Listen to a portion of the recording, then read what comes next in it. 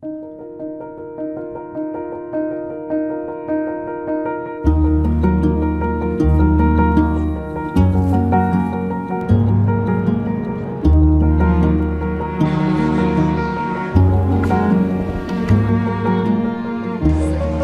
10 سال گذشته 10 نمایشگاه بین‌المللی کتاب در تهران تشکیل شده و حضرت عالی از تمامی این 10 نمایشگاه بازدید فرمودند.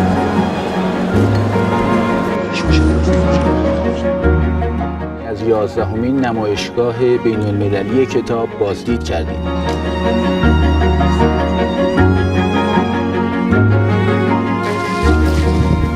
بله این دوره ریاست جمهوری ایشون بود دیگه. بله از همون دوره ایشون می آمدن.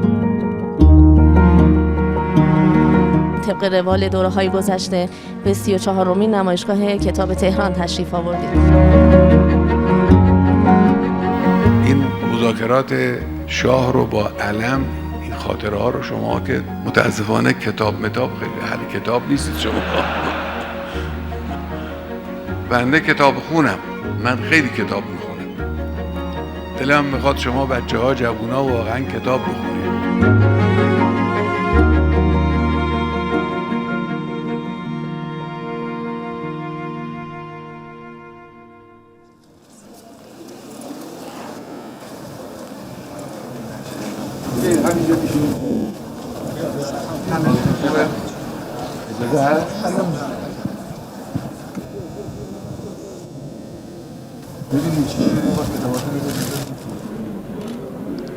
این آقای یونسی زنده هستن؟ بله. تهران هم؟ بله. باید پیرمرد باشن؟ بله الان 70 خورده سال داره. یکی از این کتاب‌های معروف هم ایشون ترجمه کرده سالها پیش. آسیابی بر روی بله آسیابی که اون شما چاپ کردی؟ نه خیر ولی کار آقای یونسی بود. توی نمایشگاه واقعا این رفتار نمایشگاهی ایشون خیلی برای ناشرا خاطره ایجاد. واقعا زیاد اینا رو بخوام بگم. آقای مسجد جمعه چایی رو برای شما ریختن. ایشون با کتاب زیست میکرد، یعنی آدم حس میکرد که مبتهجه وقتی به یک غرفه میرسه. خوبه. سلامت باشید شما. بچرخید تو این کتابا کیف کن. بله من هستم. یه جایی مثلا به دارالکتب میرسید، ناشرای قدیمی بود، مثلا از گذشته ها میگفت، از نمیدونم چی میگفت، به انتشارات توس میرسید، معمولا از انتشارات توس میپرسید خب آخرین وضعیت یاران خراسانی چیه؟ سلام علیکم ورحمت الله. آقای محسن آقای باقرزاده حالتون چطوره؟ شبیه پیرمردا شدید نشناختم. خوبی؟ چی تازه داری آقای باقرزاده؟ انتشارات توس. انتشارات توس که میشناسیم که آقای باقرزاده. کجاست آقای باقرزاده؟ ایشون مشکل دارن یا نمیتونن راه برن. چرا؟ یعنی پیر شده اینقدر؟ بله. عجب. من دختر کوچیکشون هستم. شما دخترشون هستی؟ دختر آخر دیگه. عجب. خیلی سلام رسوندن. سلام منم بهشون برسونید از دوستای قدیمی ما آقای باقرزاده. دیدید وقتی نمایشگاه کتابشون میان گاهی اون مسئول غرفه وقتی داره توضیح میده ایشون اطلاعش بیشتره، میگن کتاب فلانیه، نه خیر کتاب فلانی نیست، یا این کتاب قبلا 2 بارم چاپ شده، مثلا فلان مترجم ترجمهش کرده. دیوان حکیم الهی قامشهی، دیوان غزلیات لابد ها یا کلیات؟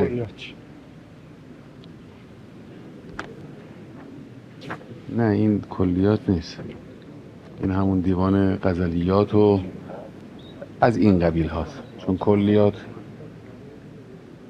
نغمه حسینی و نغمه عشاق و نغمه حسینی رو مرحوم آقای الهی به مناسبت همین آقای حسین گفته. برای اولین بار مجموعه رباعیات 10 تا شاعر به صورت کامل و توی یک کتاب به اسم گنج رباعی آماده کردیم. و سعید ابوالخیر، این از سعید الف لام سعید رو از کجا آوردی؟ ابو سعیدش بود دیگه. ابو سعید خب این سوال یعنی عرب که نبوده که. مقدمش هم آقای دکتر امید مشت که قرآن رو به منظور در آورده بود نوشته. متن کامل رباعیات هر 10 نفر موجود توش هست. کلمات عربی رو می‌خوایم فارسی کنیم، این فارسی ها رو عربی می‌کنیم. Tercümeler Türkiye lehçesidir. Niye? Men demezler ben o günden inandım ki. Men niye yazmış? İyi olur da başörtüsünde iyi olur. Ben de Tebriz derim demir men. Özür dilerim. جالبه این دقت رو من یه جای دیگه تو این جلسات دیدم. یک دوستی که الان اسمش یادم نیست کتابش رو آورد تقدیم کنه اونجا، کتاب رو که داد از تا باز کرد صفحه رو، یه صفحه رو نشون داد، گفت اینجا به نظر من اگر این مثلا کلمه باشه به این 2 دلیل بهتر از این کلمه‌ای که شما خودتون گذاشتید. مثلا یه غلط بزرگ اینجا وجود داره، این سخاوت درست شده، فخامت شده، درستش کردی. تعجب کرده بود که من کتاب رو آوردم تازه هدیه بدم و ایشون کتاب رو خونده قبلا، صفحه هم یادشون بوده، ورق زدن سریع پیدا شد به اون سرعت، تو اون ایستاده داریم صحبت میکنیم و اشاره شد که بله اینا مثلا این کارو بکنیم میکردید درست. آقای دکتر صفا کجا هستن؟ آلمان بودن. 22 اومدن ایران. خیلی پیر افتاده که نشده. اطلاعات ایشون از مؤلفین خب گاهی خیلی جلب توجه میکرد و بعد حاشیه‌هایی که ایشون مؤلفین میگفتن. فرهنگ سخن آقای دکتر انوری تازه چاپ شده بود، شاید 3-4 ماه بود چاپ شده بود. شروع کردن آقا از این کتاب تعریف کردن و نسبت به دکتر انوری ایشون به جهت همین کار علمی که کرده محبت داره. آقای انوری چطور وضعش؟ والا الحمدلله مشغولن. آقای انوری ترکه؟ بله ترکن، بله ترکن. واقعا با غیرت و همیت ترکی واقعا این کار وگرنه این کار ما به سامان نمیرسه. یه حرفی گفتم بهترین آثار در اهمیت زبان فارسی رو ترک‌های ما نوشتن. اینم یکی از اونهاست. بله. ولی ناشرین با سابقه رو خیلی خوب میشناختن، رگ و پی اونها رو دنبال میکردن. شما پسر این ناشر هستید؟ بله. اسمتون چی بود؟ ما عطایی هستیم. آقای عطایی. شما همون انتشارات عطایی معروف هستید ها؟ آقای عطایی پدر شما؟ نه پدر بزرگم الان 90 سالشونه، هنوز دارن به حیات. پدرم دیگه کارشون به ملک کرد. بله دیگه توی شهاباد بود. بله ناصر خسرو. بله. احوالتون چطوره؟ شما آقا مرتضی هستید؟ مرتضی هستم. ان شاء الله حالتون خوبه. سر صورت سفید کردید آقا مرتضی تو این کار خون. الحمدلله. لطف خداوند. آقازاده هاتون هم مشغولن تو این کار؟ بله هر دو هستن. این انتشارات رو مرحوم حسن آقا رو انداخت. به همت ایشون. نه اون این کاره بود دیگه. کار بلد کتاب و این چیزا بود حسن آقا. خدا رحمتش کنه. حال شما خوبه؟ عرض ادب و احترام دارم خدمتتون. احوالتون چطوره؟ دستخوش شما، کوچیک شما. چی چاپ میکنید آقا؟ خوب هستی شما؟ با اجازهتون من نوید دکتر احمد هستم، احمد مهدوی، فرزند فریده مهدوی. من مادرم از آرزوهاشون شما رو از نزدیک زیارت کنیم. مادرتون کجا؟ با اجازهتون خونه هستن سر کارهای ترجمه و خدمتتون هستم. چطورن؟ خوب هستن؟ همش در تماس. والا دوست دارن واقعا. چرا؟ اجازه میدید من از نیابت از مادرم از کتاب عنوان جدیدشون تقدیم کنم؟ عیبی نداره. نداره بدید. از کتابای ایشون بازم دارم. شما هر چی از کتاب‌ها واقعا الان اگه مادرم بود اصلا نمیدونست چیکار کنه دیگه. اینو با اجازهتون برای اولین بار در آسیا ان شاء الله موفق باشید. لطف دارین. خیلی خوشحال شدم. متشکرم. مادر ایشونه که از اون آدمای بله بله. سرکار خانم مهدوی راد هست. فریده خانم؟ بله بله. احوالتون چطوره؟ آقاتون چطوره؟ خبر ازشون دارید؟ تماس دارید؟ بله خیلی خدمت شما سلام رسوندم. خیلی عرض ادب و احترام و اخلاص ان شاء الله اومد. همسرتون چطوره؟ ان شاء الله موفق باشید. انتشارات رو دارید؟ انتشارات رو هم داریم هم نداریم. یعنی غیر فعال شده هم دارید هم ندارید. ما یه قسمتی رو داشتیم غرفه مثلا دفاع مقدس. ما رفتیم که از این دوستانه یک کتابی به ایشون داد و بعد اصلا کتابای کوچیک بود.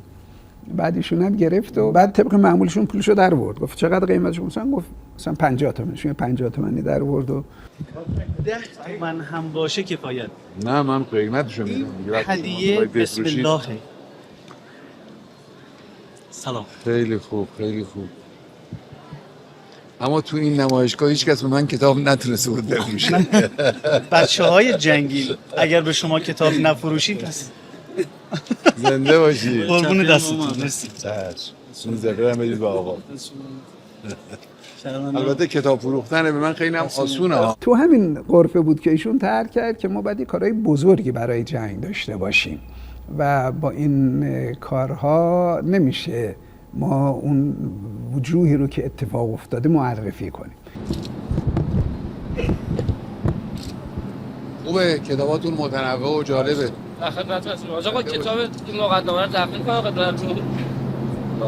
مقدمه قرآن کار آقای سبزواری بود خدمتتون عرض کردم. پولشو بگیرید. خب این حرف چیه؟ دوست داریم کتاب شما تقدیم کنم. وجود کتاب بسم الله الرحمن الرحیم قرآن درمانی رو من تقدیم کنم به شما، شما هم چاپیاتون رو مهم کنید. اینا رو کی نوشته؟ اینا بالاخره سنداش باید همش آقا جون سند داره، همه با سند. سند آقا این دست شما رو آقا جون افتخار دارم که سال گذشتم از شما من چاپیه گرفتم. ایشون یک نمایشگاه کتاب بدون روتوش رو واقعا میبینن. گفتن این سه ردیف رو مثلا که متنوع هم بود چون بر حسب حروف الف با بود، اینجور نبود که بگیم ناشرای خاصی مثلا توی دالون بودن یا ناشرای نبودن، نه بر حسب حروف الف با، بنابراین کاملا تصادفی میشد. در نتیجه یک ناشر بزرگ مثلا چند صد کتابی هست، کنارش یه غرفه کوچکی، یعنی کاملا به طور طبیعی اینا دور هم جمع شدن. پس بیشتر تو شطرنج شما خودتون هم شطرنج بلدیم ولی در سطح حرفه‌ای نمیست کتابا. چی چاپ میکنید شما آقا جان؟ تو حوزه کودک کودک؟ خیلی خوب خیلی خوب. و تونسته دووم بیارن و اون روزهای سخت رو بگذرن. اینم که این آقای نقاش بابراسه، بعدم فوت شده ایشون ها. چی دارید خانم؟ ما کتابای زبان انگلیسی داریم. اگر لطف کنید برای این کتاب. هیچ امضا نمی‌کنم. بعد لطف کنید چاپیاتون رو به ما بدید. مرسی. دستتون بند. سلام علیکم. شما اینجا وایسادید آقای معلم؟ شما جزء فروشنده انتشاراتی هستید؟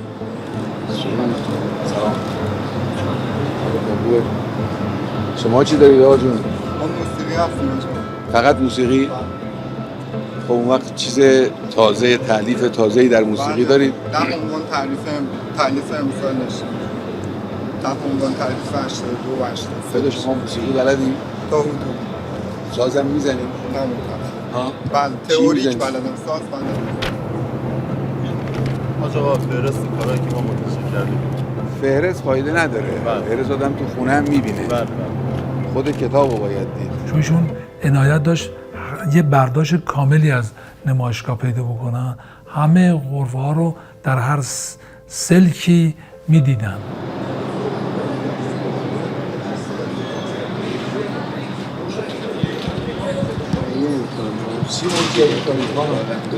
کتابای آقای باقی، یه سری کتابای آقای منتظری. مثلا آقای منتظری رو برد. خیلی خوب. این مرحوم چشم آذر، بله کتابشون رو سال 94 بله چاپ کردیم. چی هست این کتابش؟ گفتگو زندگی نامشون در واقع خاطرات شفاهی که نقل کردن. کجایی بود آقای چشم آذر؟ اصالتا مال اردبیل بودن. طور. بله بله. عجب. یکی از تکرار ناپذیران عرصه موسیقی ما بودن. عجب. خب.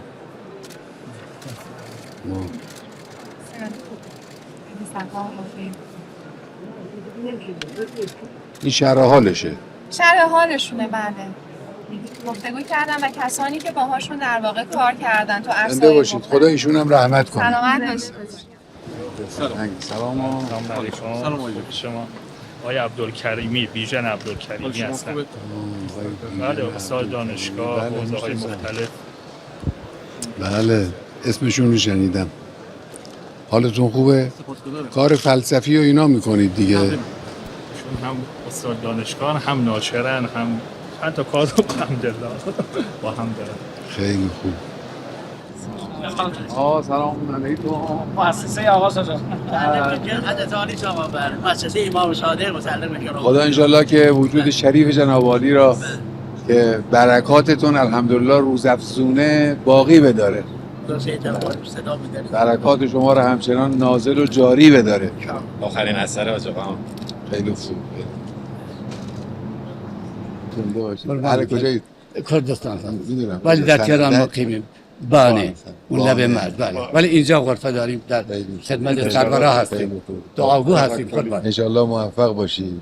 اینم زنده باشید. تحفه ناقابلی که دستتون درد نکنه. جنابتون تقدیم میکنم. خیلی ممنون. مرکز ذوق کردستان. تشکر میکنم. ذوق و ادبیات و وقتی که صدای کرد از تهران بره بیرون تا فرمودی نه از خارج بیاد به داخل ایران.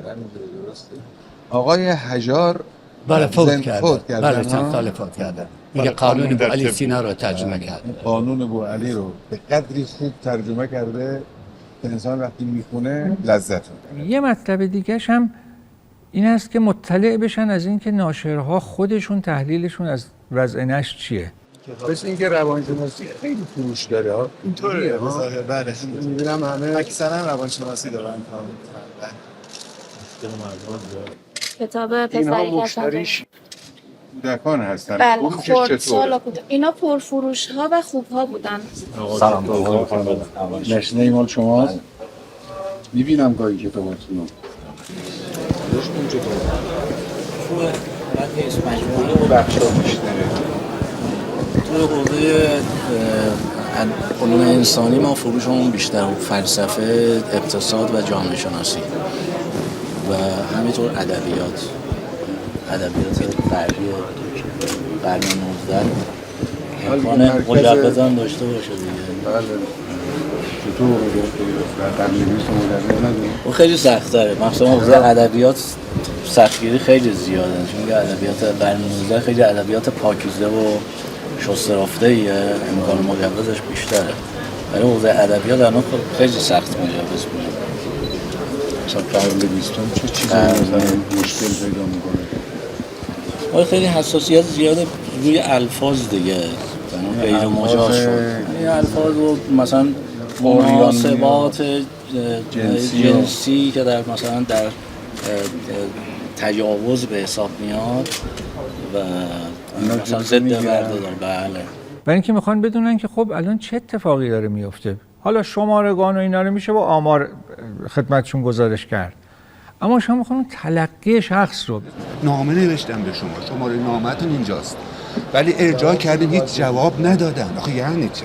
من تو پیش آقای حمیدزاده هم رفتم. گفتم آقا ببین کاغذ نمیدیم، کتاب نمیخریم، مجوز نمیدیم. بس برای چی اینجا جمع شدین؟ ببندین برین خونه هاتون بشینین دیگه. والله به خدا. این هم که جوابی ننویسن جوابی است. خود اینم یه جوابه. والله به خدا من موندم. یه مشکلاتی هم ما داریم در نشر. خواهشمندیم که یه مقدار با دستور شما همینجوری که توجه دارید واقعا تو این قسمت نشر کی دستور بدن آقا؟ وزارت ارشاد. ما وزیر محترم ارشاد سلام کمک کنید در حضور وزیر فرهنگ هم هستن اینجا که واقعا پذیرش انتقاد و توان انتقاد مردم پیدا بکنه. چون واقعا هر سیستمی که تحمل انتقاد نداشته باشه واقعا خب تاریخ آدم وقتی میکنه واقعا به شکست میره. ما خیلی دوست داریم که به هر حال این انقلابی که مثلا من عموم شهید شده اینا به هر حال به ثمر ما دعا کنیم که خدا به ما توفیق بده. شما که خیلی هم طاقت انتقاد پیدا کنیم، هم انتقادها رو بفهمیم درست. این مقدارم دعای شما رو میکنم. تو کاری انشاءالله موفق.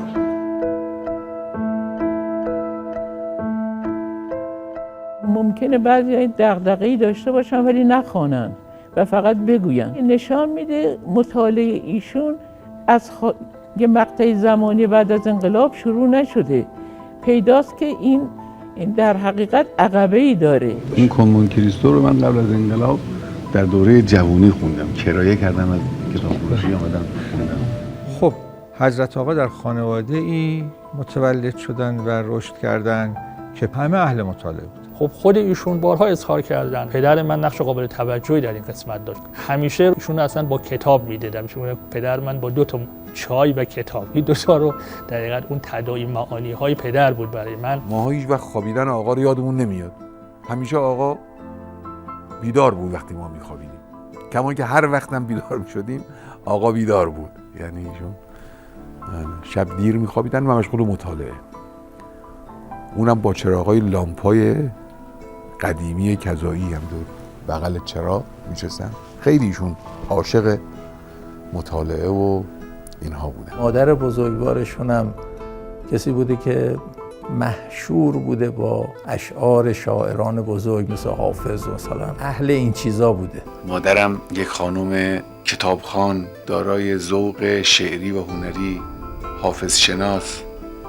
البته حافظ شناس که میگم نه به معنای علمی و اینها، به معنای مانوس با دیوان حافظ. عمده رمان‌های کلاسیک را رمان‌هایی که در واقع تاریخی هستند و زمینه تاریخی دارن در همون نوجوانی جوانی خوندن. یه مقداری از آستان قدس میرفتیم رمان میگرفتیم، همونجا میخوندم.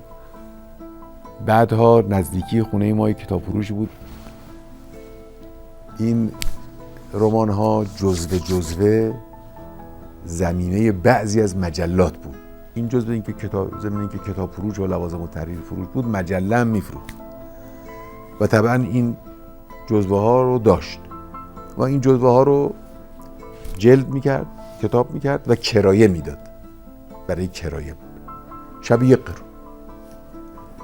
و من از اون میرفتم کتاب کرایه میکردم و میآوردم هر جلدی رو یه شب میخوندم. میوردم بودم جلد بعدیش بده 1 قرون. یه چند بار این تکرار شد، این لجش گرفت. یعنی چه؟ میری یه شب میخونی میایی؟ نمیشه. دلش بخواست مثلا ببرم چند شب نگه دارم.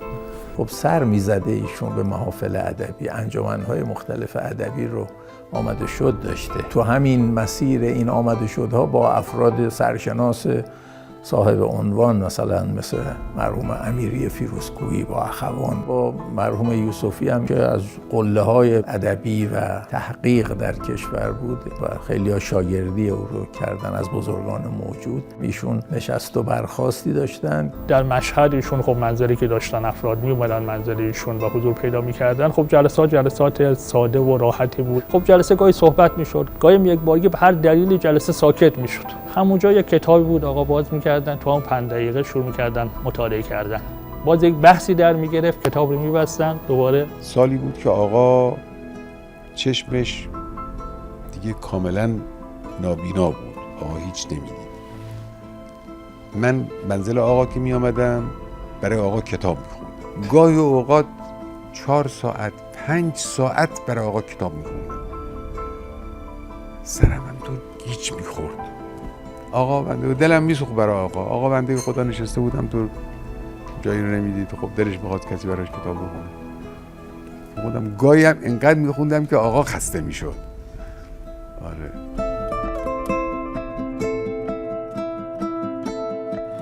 خب شما بگید از ایران شهر بگید. سال 56 بود. خدمت شما که می‌خواستیم برسیم خب گفتن خیلی تحت نظر هست منظری بیتی که شما تشریف دارید و یک آقای روحانی بودن که قلات لباس بلوچی تنشون بود. اومدن دنبال ما با یک به هر حال عملیاتی ما رو به اون خونه رسوندن و بعد خدمت شما بودیم. چیزی که یادمه اون موقع شما کتاب دون آرام دستتون بود میخوندید و توصیه به خوندنش داشتید. من دون آرام خونده بودم اون وقت. سال 56 دون آرام خونده بودم. اون وقت من بینوایان رو برای من یه نفری آورده بود. البته بینوایان هم قبلا دیده بودم، خونده بودم، داشتم مجددا میخوندم. اولی که وارد ایران شهر شدم همون 2-3 روز اول این کتابخونه رو پیدا کردم. کتابخونه هم نزدیک بود به اون منزلی که ما اول بار بودیم. همونجا بود، همون نزدیک چیز بود. میرفتم کتابخونه. تقریبا شاید هر روز میرفتم. یادم این کتاب ماکس وبر رو اونجا من خوندم و نگاه کردم و اینها. یادداشتایی برداشتم همون وقت. مشهد سال 57 تو 23 آذر یک حمله به بیمارستان امام رضا شد که از بیمارستان‌های معروف مشهد و قدیمی مشهد که به اعتبار اون حمله‌ای که عوامل رژیم پهلوی داشتن، خب آقا و علمای مشهد رفتن اونجا تحصن کردن. 14 روز تحصن اونجا بود. توی فضایی که بالاخره فضای تحصن، فضای مبارزه است، نمیدونم گفته میشد تنها یا جزء تنها کسایی که از این علما کتاب دستش بود که حالا اگر بالاخره سخنرانی نبود، کسی نبود، جلسه مبارزه نبود، سریع کتاب رو باز میکرد، چون با خودش کتاب رو تو اون تحصن 14 روزه آورده بود. یه وقتی یادم خود آیت الله خامنه‌ای یک خاطره تو این زمینه برام نقل کردن. ایشون میگفتن یه خاطره دارم همون زمانی که تو روحانیون در دانشگاه تحصن کرده بودن، روز خسته شده بودیم و راه افتادیم تو همین خیابون دانشگاه که قدی درختم داره و قدم میزدیم. گفت من و آقای مطهری بودیم و آقای هاشمی رفسنجانی. گفت بین من و آقای مطهری سر بحث شعر و اینها گفتگو شد. حالا من میگفتم ایشون جواب میدادن، همینطور بحث میکردیم یا در ادبیات شعری طولانی شد این بحث. ایشون میگفتن که آقای هاشمی خیلی اهل شعر و اینا نبود و این زمینه‌ها کار نمی‌کرد. ایشون حوصله‌شون سر رفت، گفت حالا چه وقتی یه حرفاست. یعنی آقای مطهری و ایشون از این جهت در واقع اهل امور فرهنگی شعری و اینا بودن و توجه داشتن.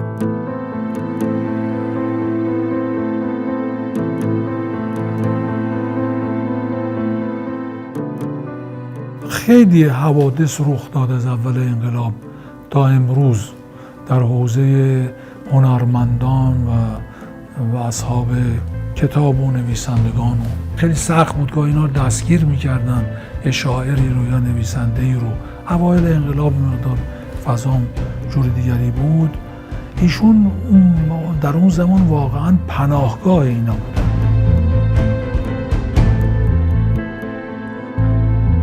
آقا اصولاً از اول انقلاب یه دغدغه‌ای داشتند که این آدمای معروف، فاضل، معتبر که اهل علم بودن، نویسنده بودن، محقق بودن، اینا کجان؟ من حالا اسم نمیبرم. یه دفعه من در ارتباط با کانون خدمتشون بودن، از من سوال کردن آیه چینی فروشان، آیه فلانی هنوز در کانون هست؟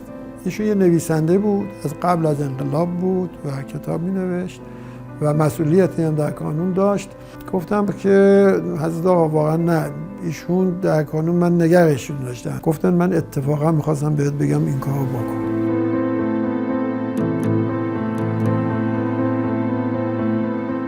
یعنی وقتی یه مشکلی بر اینا پیش می آمد، حالا با یه واسطه هایی، حالا ایشون هم مسئول نبود در این زمینه، مثلا رئیس جمهور بود یا عضو شورای انقلاب بود، ولی همه میدونستن ایشونه که دغدغه داره و میتونه مسئله رو حل کنه. غالبا هم ایشون پادرمیونی میکرد و اینا رو حل میکرد. بعد از انقلاب حالا یعنی در کوران در واقع پیروزی انقلاب اسلامی، ایشون با بعضی از این شاعران و برجستگان ادب و هنر تماس میگرفتن، ملاقات داشتن که یکیش خب مرحوم اخوان بود، یکیش مرحوم آقای استاد اوستا بوده. این زمانی بودی که به تعبیر خودشون فرصت برای سرخاروندن میگفت نداشتیم. میدونم شما یادتون میاد من اولین باری که خدمت شما رسیدم داستان زلیل چشمای تو رو شما ملاحظه فرمودید. شما این داستان رو پسندیده بودید، 2 روز بعدش زنگ زدید که من در ریاست جمهوری اوایل دور ریاست جمهوری خدمت شما. حالا شما اشاره کردید، من البته اون موقع یک کار از شما خواستم تا الان هم شما انجام ندادید. یادتون اشکال شما این حافظتون خیلی خوبه. آقا از اول انقلاب به امثال بنده همیشه میفرمودن که دکتر فلان کجاست؟ خبر دارید شما؟ میدونید الان وضع زندگیش چطوره؟ میگفتم بله مثلا یا نه. بعد میگفتن یه تحقیق بکن ببین وقت مشکلی نداشته باشه. حالا ممکن بود اون اصلا مرام آقا را اصلا نپسنده ها از نظر سیاسی، ولی آقا دغدغه اونم داشت که در حکومتی که دست ماست مبادا یک کسی فراموش بشه. دو تا شخصیت ما داریم که خیلی نسبت به این مسائل حساس بودن. یکی از آیت الله خامنه‌ای بود، یکی هم مرحوم شهید بهشتی بودن. آقای مطهری هم در اون 80 روزی که بعد انقلاب زنده بود مانع خیلی از تندروی‌ها شد.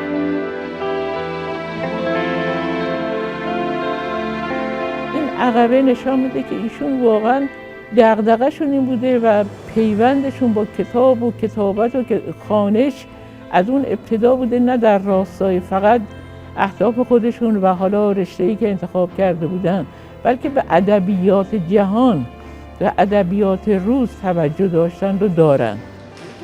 خانواده تیبور رو دوست داری؟ جان؟ خانواده تیبور رو. بله. ترجمه‌های نجفی. بله سالها پیش خوندم. 4 جلده. بله. بله. من بعد نشنم مثلا یاد آمد. شما اونو چاپ کردید؟ بله. ترجمه مترجم نجفی ابوالحسن نجفی. ابوالحسن بله آقای ابوالحسن نجفی یه بار آمدن پیش ما با یه جمعی. من گفتم که شما همون آقای نجفی هستید که خانواده تیبور رو ترجمه کردید. از اینکه من اسم اینو بلدم تعجب کرد. گفتم که خیلی خوبه، منتها یه نقدی کردم. گفت شما خوندید این کتابو؟ گفتم بله. خیلی تعجب کرد. ولی خب خوندم دیگه. بله. یه نشر بود به اسم نشر پرواز. بعد اونجا ایشون گفت که من طلبه جوانی بودم و میخواستم آقای احمد آرام ببینم. احمد آرام خب به نوعی پدر ترجمه است دیگه. اینم مرحوم محیط و اینم آقای آرام و احمد آرام و بعد ایشون اونجا گفتن آره من اولین بار طلبه جوانی بودم و آمدم و رفتم و بعد گفتم فرانکلین، رفتم ساختمان فرانکلین. یه بار اعضای فرهنگستان رفتیم خدمتشون، برای آقای محیط هم تو دفتر یه صندلی آوردن گذاشتن که آقای محیط اونجا بنشین. آقای احمد آرام هم بود. بعد از جلسه که یه قدری جلسه غیر رسمی شد ایشون گفتن که آقای آرام من خدمت شما رسیدم، یادتون میاد حالا این قصه مثلا مال دهه 40. مشکلی من داشتم آمدم خدمت شما، یادتون نیست؟ من یادم نیست دو تا تقاضا آمدم. یه رفتم بعد مشکلی بوده که ترجمه می‌کردم کلمه رو نفهمیدم. بگیرم از کی بگم؟ تهران بودم به یاد ایشون افتادم. تحقیق کردم از دوستان که ایشون کجا تا پیدا کردم ایشون. حالا شما در مثلا یه طلبه مشهدی جوان مثلا میاد و یه جایی که مثلا آثار کلاسیک غربی و رمان و اینا رو میده، مثلا این وضعیت رو داشته و رفته و گفتگو کرده.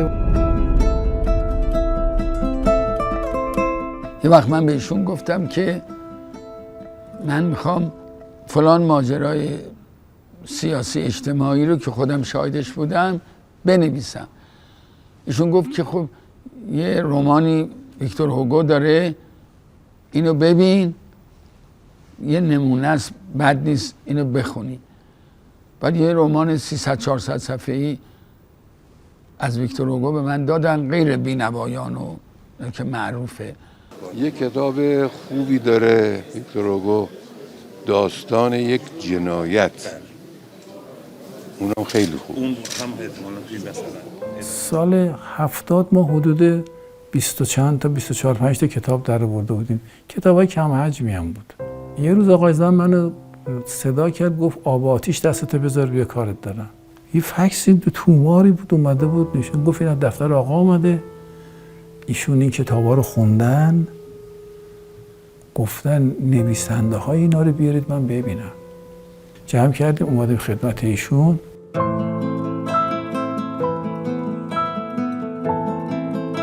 برادرها رو پس به نام معرفی کنیم، چون ما اسم خیلی از این برادرها رو پشتیم کتاب‌ها بودیم و می‌خونیم در دلش آدم که علاقه پیدا کنیم.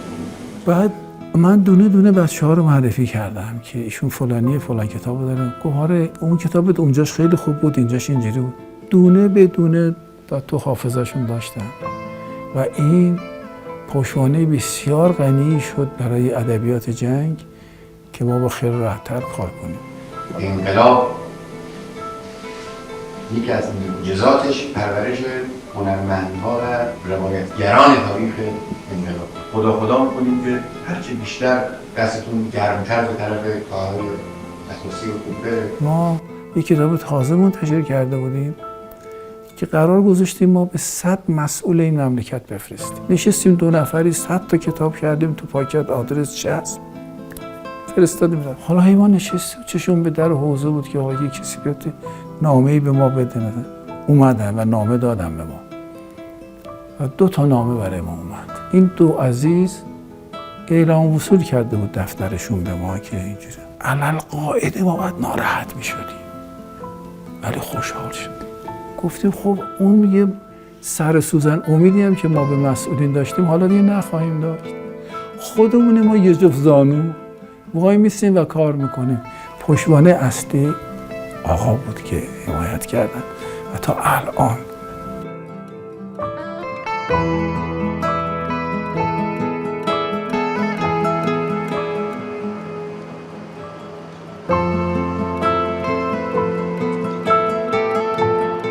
این تشویق‌ها باعث شد که خب ما امروز از اون آدم‌هایی که نوقلم بودیم امروز نویسندگان تراز اول در کشور داریم که اگه بناس مثلا 10-20 نفر از نویسندگان مطرح این عصر را نام ببرن حتما نام اونها تو اینها هست. یه کتابی بیروپیلی از شما آورد. بله این کتاب دوم گردان نهم هست. دایره المعارفه‌ای هست که بنیاد جلد سومش اخیراً آماده شده. این آقای بهزاد کجاست؟ آقای بهزاد عملشون خوبه، سلام میرسیم. همیشه آرزوشون اینه که انشاءالله خدمت شما برسیم. آرزو نداره. از زمانی که تقریض‌های ایشون بر کتاب‌ها در اومد، از اون زمان واقعاً قصه رونق بازار کتاب توی این شاخه محرز و مسلمه که مدیون این نگاه ایشون بود. تقریض می‌نویسن، یادداشت کوتاه می‌نویسن و یادداشت رو منتشر میکنن. دارن به مردم میگن این ادبیات رو بیاره تو سبد مطالعاتی خودتون. سلام.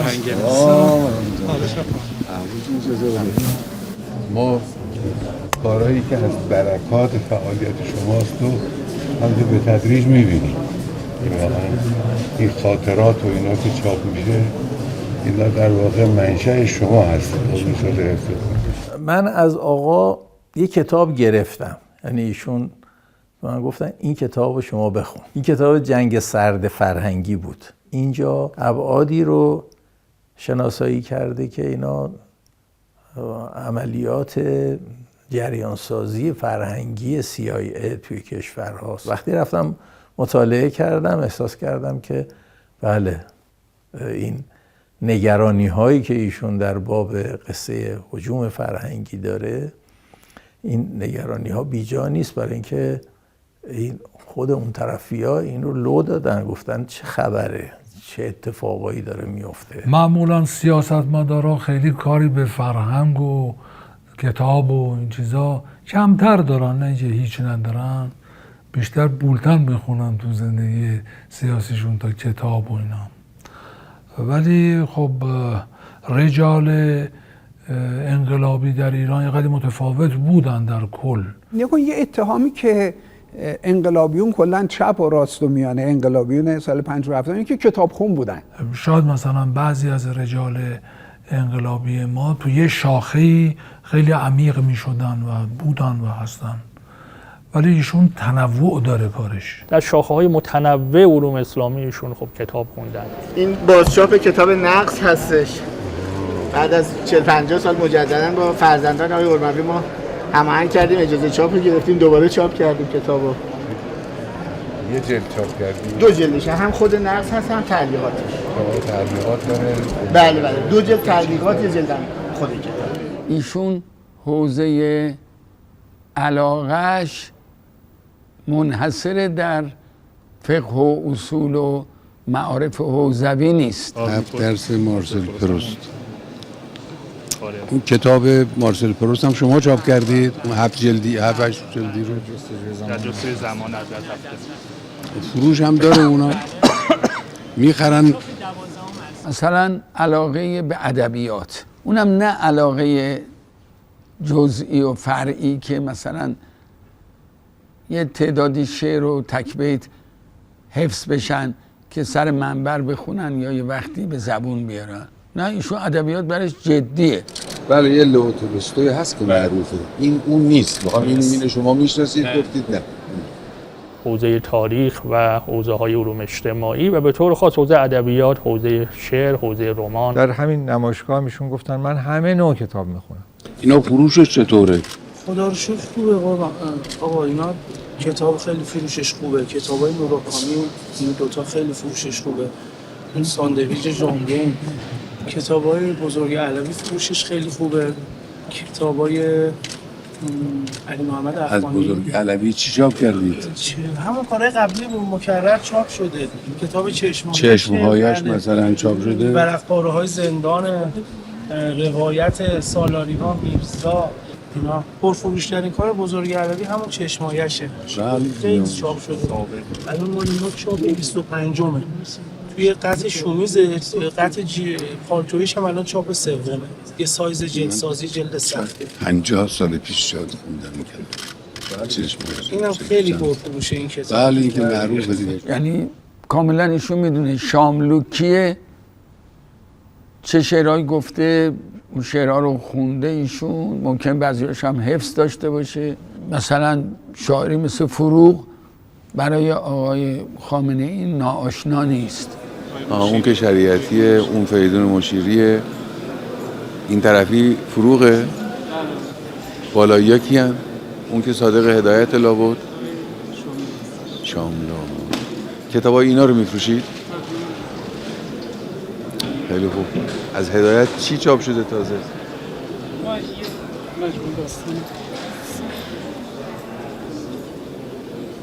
خیلی خوب. کتابای زمان جوانی ماست. طبعا حضرت آقا همه کتابایی که خوندن و گاهی از اونها نام میبرن را ترویج نمیکنن و مورد تاییدشون نیست، بلکه کتابهایی که ایشون تایید کردن، کتابهایی که ایشون در واقع معرفی کردن مشخصن. چند موردی بود که ایشون وارد نقد هم شدن. یک کتابی راجع به صدام بود، بازجویی از صدام بود که اشاره کردن که کتاب ظاهرش نقد صدامه اما تعریف پشت صحنه‌اش تعریف از صدامه. مجموعاً صدام رو تعریف میکنه این مجموعاً. یادمه یه بار یه کتاب آخرین فرستاده رو به ایشون دادم، مال خودم بود، زندگی نامه داستانی رسول اکرم بود. خب ضمن اظهار لطفایی که نسبت به کل کتاب کردن گفتن که پس جنگای پیغمبر کو؟ چون اون دوره اگه یادتون باشه می‌خواستن فقط یه چهره خیلی به اصطلاح رحمانی، خیلی لطیف از پیغمبر ارائه بدن.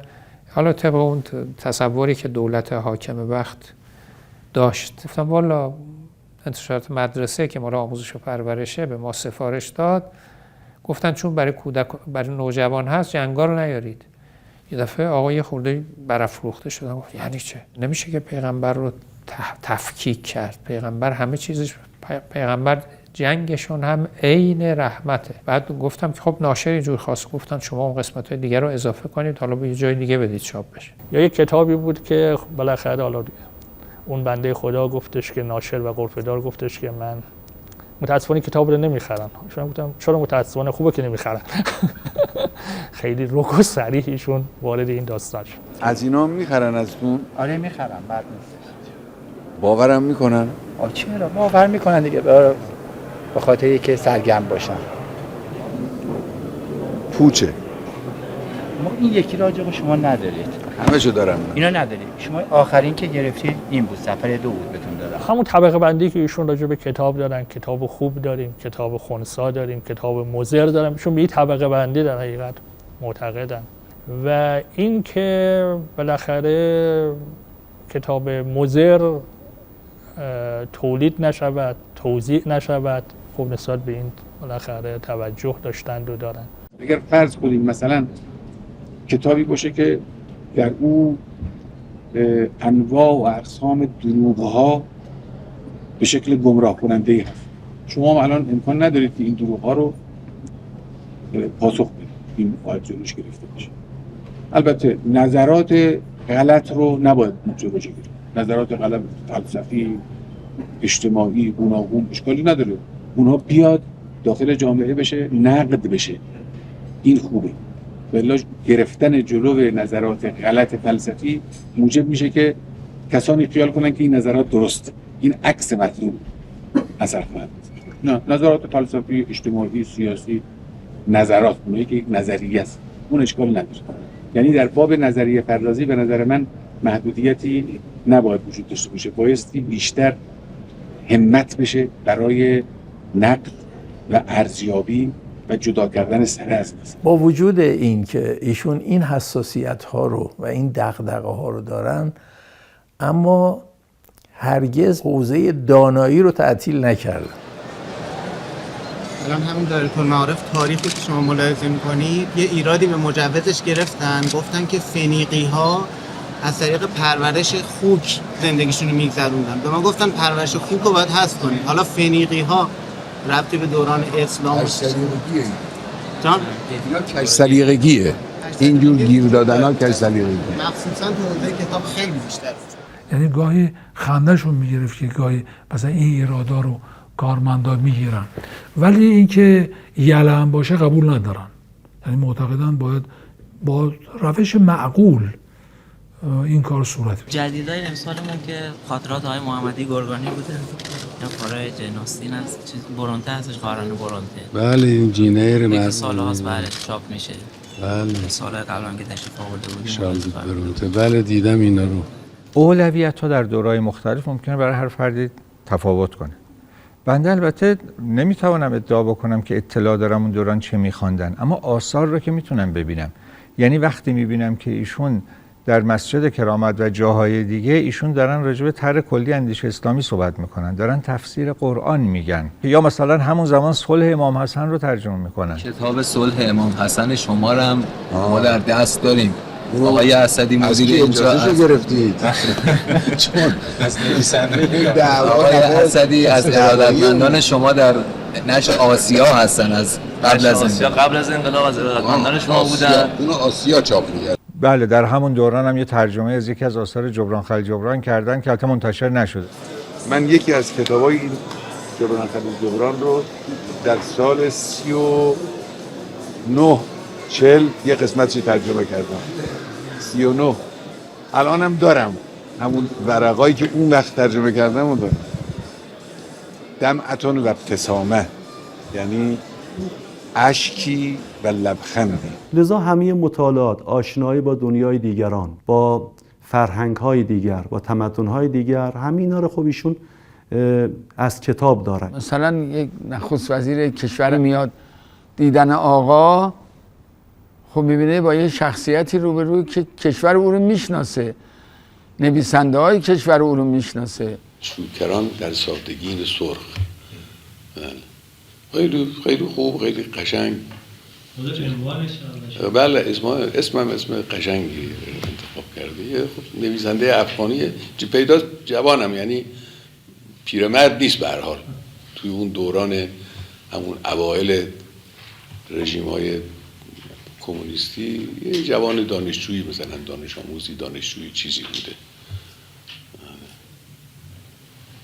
همه چی هست الحمدلله. افغانستان همه چی از جهات دین، ذوق، ادبیات، شعر. بله یه وقتی در ملاقات با آقای پوتین من نبودم، ولی شنیدم که ایشون یه بحثی از آثار نویسندگانشون داشتن. ماجرای حمله ناپلئون به روسیه و شکست ناپلئون در این حمله، این هم تولستوی تو جنگ و صلح کاملا تشریح کرده، هم ویکتور هوگو تو بینوایان. روایت تولستوی یه روایت روسی است، یعنی به طور کامل یک افتخار آفرینی بر روس‌ها. حالا شکست خوردن، یعنی ناپلئون تا مسکو رفته، اما در عین حال اون چیزی که پیش میاد یک افتخار بزرگ برای روسیه و برای سرداران روسیه و برای مردم روسیه است. اما شما اونجا که نگاه کنید می‌بینید نه، ناپلئون شکست خورده اما در عین حال ذلیل نشده، پست نشده. حالا شما که نمیتونید بگید که ویکتور هوگو مثلا فرض کنید که یه آدم صادق یا مردم دوستی نبوده، که قطعا بوده، یه شخصیت برجسته است، اما مراقب حیثیت میهنش هست، مراقب حیثیت حتی ناپلئون هست. یه حرفی هست میگن رهبرای هر مملکتی یه ساعتی رو برای خودشون دارن و میرن دنبال تعلقات خودشون. رهبر ما یه ساعتایی که مال خودشه کتاب میخونه. ما خب رشتمون داستان بود، ولی تقریبا همیشه ایشون کتاب‌هایی رو خونده بودن که ما نخونده بودیم، یا گاهی حتی اسم کتاب هم به گوشمون نخورده بود. عقب موندم من از کتاب. اشتغالی که دارید همین الانشم جلویی. واقعا چیزای خیلی تازه‌ای هست که اینا رو من ندیده بودم. و این همیشه باعث شگفتی ما میشد که ایشون با این وقت پر و مشغله زیاد کی این کتاب ها رو میخونند. این که حالا میگید من وقت میکنم، من این کتاب ها رو عموماً پیش از خواب، یعنی هیچ من روز صرف وقت برای خوندن کتاب نمیکنم، چون اینقدر کار و گرفتاری دارم که نمیرسم. در منزل خود من همه افراد خونه ما تقریباً، یعنی شاید بگم هیچ استثنا نداره، شب در حال مطالعه خوابشون میبره. بنده خودم چند جلد کتاب قطور رو در همین تهران، چند سال قبل از این، البته قبل از انقلاب، چند روزی تهران بودم، من یک کتاب قطوری را که چند جلد قطور داره همه رو تو اتوبوس خوندم. ما معمولا ملاقات‌های 2 هفته بارمون یا ماهانمون تو همون کتابخانه ایشون انجام میشد.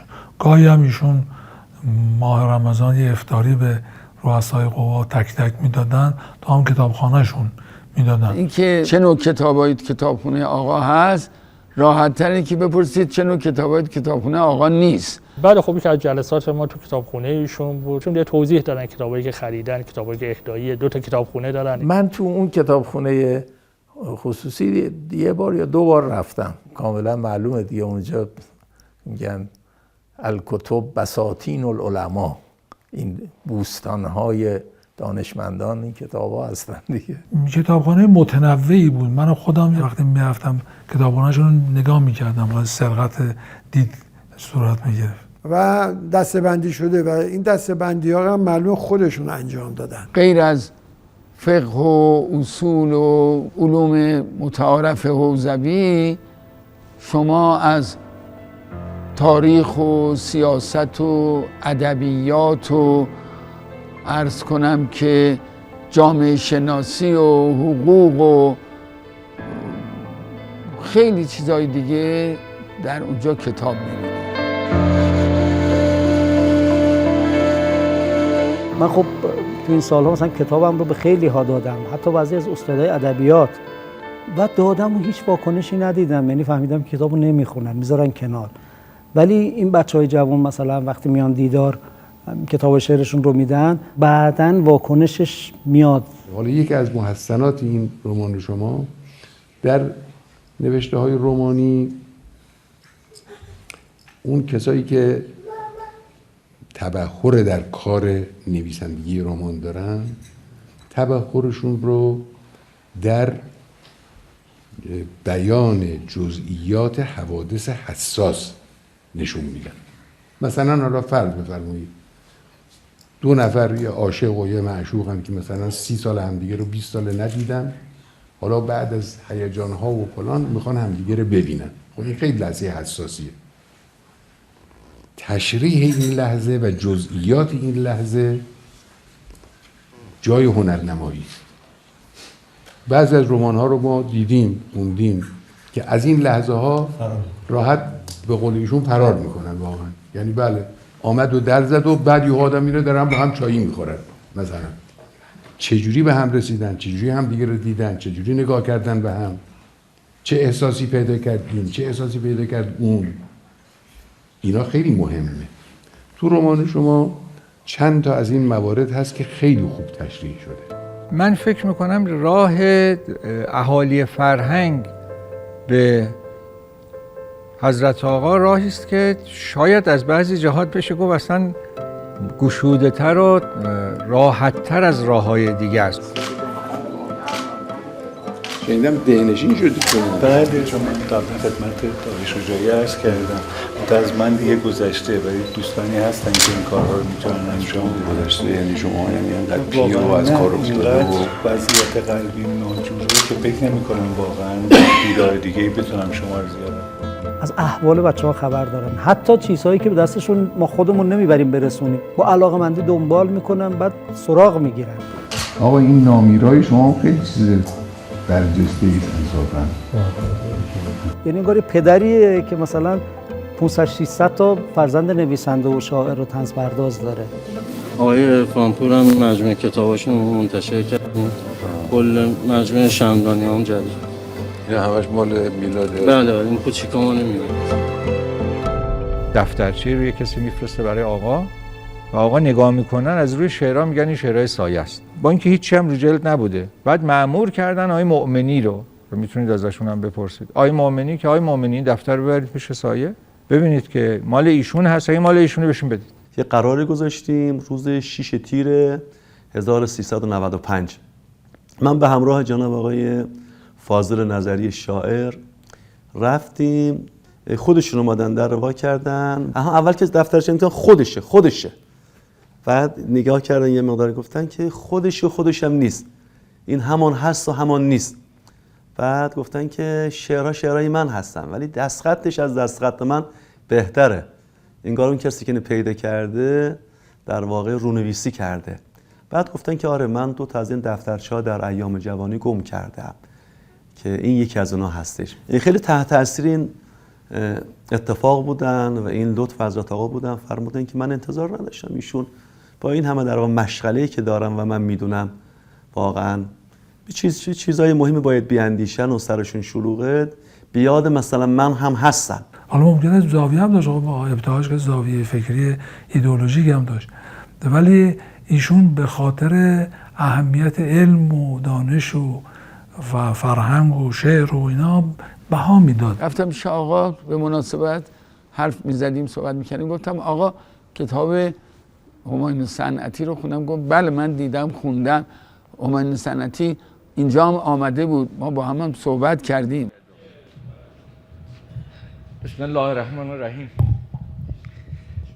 بنده واقعا خجلم برای اینکه نه اهل علمم، نه اهل سخنرانیم، نه اهل عرفانم، نه اهل از تمام رعیت ساده روستاییم که گفتن که از خیرین، حتی اینم خلاف گفتن. یه خیر جد بنده بوده. نوه مرحوم صنعتی هستی؟ بله. عجب. حاج اکبر کرد که میگفت خدایا کرم فرمودی، خدا را شکر خرم نفرمودی.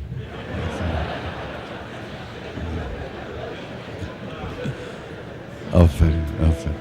خدا رحمت کنه ناظر یزدی. آقا دوست داشتن و کتاب قصه های خوب برای بچهای خوبش رو گفتن من این کتاب مخصوصا می‌خریدم که بچه‌ها بخونن. باید اشاره بکنم که یک عاشقی در میان ماست، عاشق کتاب و قلم که در عالم تنهایی خیش عالمی دارد.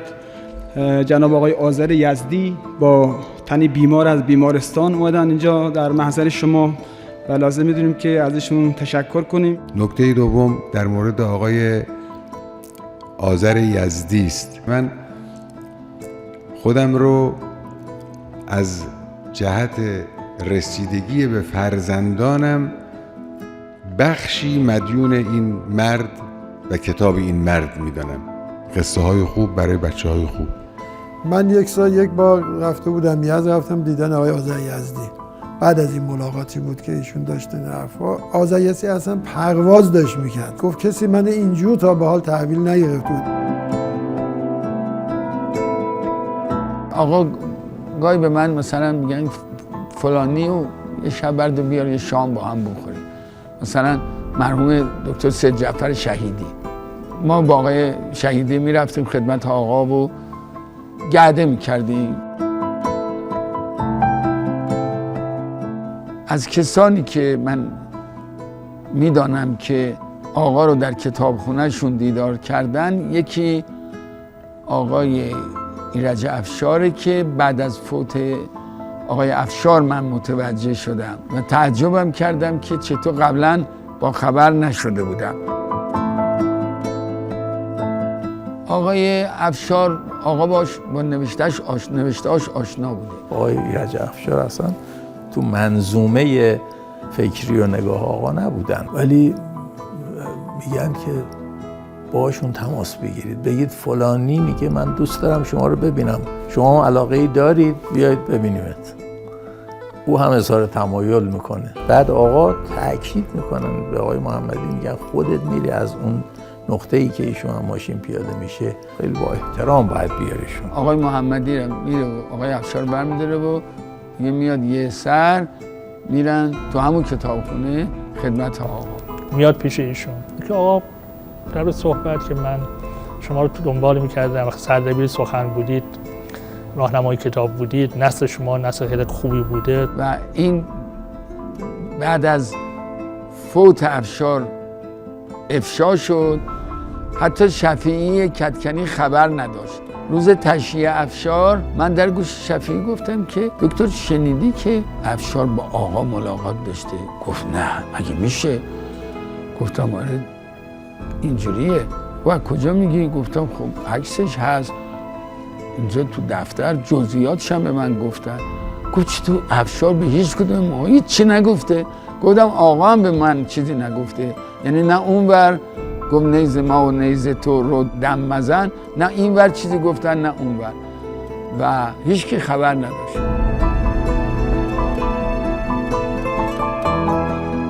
آدم حیرت میکنه از وسعت ارتباطات ایشون. ولی ایشون مثلا یه نکته مثبت هم در کار یکی میدیدن با هر عقیده ای، احساس میکردن با تشویقش کنن که تو اون راه مثلا بیشتر بیفته. در کل جامعه فرهنگی و هنری شخصیت رهبری رو میپسندن به خاطر همین تنوع فکری که ایشون داره. منتها گیر کجاست که گاهی گله مندن. چون ما مدیران فرهنگی چیز فهم که کار اجرایی هم بلد باشه زیاد نداریم و اینا معمولا خودشون یه سلایقی دارن، اینا انجام میدن، بعد هی حضرت آقا هم پشتبندش میارن، بعد میگم جامعه میگه خب باز معلومه ایشون منویات ایشونو داره اجرا میکنن دیگه. آقای تلقی کاذبی به وجود میاد. خیلی جاها خیلی از نهادهای تصمیم گیرنده تفسیر به رأی میکنن از منبعات شما. در واقع بسیاری اوقات ما ارجاع داده میشیم به آنچه توسط شما گفته شده است و ما هم در واقع به دید منت پذیرا هستیم، اما تفسیر به رأیش رو مصرند که ما اجرا کنیم. احساس میکنم به عنوان فرزند خیلی کوچک شما مجبورم از شما درخواست شفافی بکنم، اینکه من بعد حداقل در حوزه فرهنگ مسئولین عرصه فرهنگ رو اگر مقابل خود دارید و گپ میزنید باهاشون، به صراحت درباره چیزهایی که در واقع مد نظر شماست گپ بزنید. چیزی که اتفاق میفته اینه که مدام در تفسیر انقدر بازه، ما مجبوریم در چالش با درک خودمون و درک مسئول مکرراً و مداوماً گرفتار باشیم. اونایی که تفسیر به رأی میکنن حرف صریح رو هم تفسیر به رأی من عرضی ندارم، حرفای صریح رو هم تفسیر به رأی. بارها و بارها ایشون گاهی به من گفت که فلانی اگه ما اول انقلاب اینقدر سرمون شلوغ نبود، شاید فلان کس و فلان کس هم که در واقع بهشون بی‌توجهی شد و اذیت شدن و حالا موضع مخالف گرفتن، این اتفاقا هم نمی افتاد. شاید ما میتونستیم همون موقع اینا رو اصلا رفع رجوع کنیم، مشکلاتشون رو، و اینا به کارشون ادامه بدن، در خدمت جمهوری اسلامی و جامعه باشن. یه عده‌ای به نام آزاد اندیشی همه فضیلت ها رو، مرزهای فضیلت و حقیقت رو لگدکوب کردن. یه عده‌ام یا به صورت عکس العملی یا به خاطر مسائل دیگری که در ذهنشون بود چسبیدن به یک پایه هایی که باید بر روی اون پایه ها نوآوری میشد، نبایستی به اونچه که گفته شد اکتفا کرد و شد تحجر. یعنی تحجر در مقابل مرز شکنی، افراد در مقابل تفرید، همچنانی که در محیط سیاسی بعضی‌ها فاصله بین هرج و مرج و دیکتاتوری را اصلا قبول ندارن. یا باید در جامعه هرج و مرج باشه یا باید دیکتاتوری باشه. از این دو که انه خارج نیست. ما اون حد وسط را که حد درست هست، همون امر بین الامرین را، همون تعادل را باید اونو پیدا کنیم.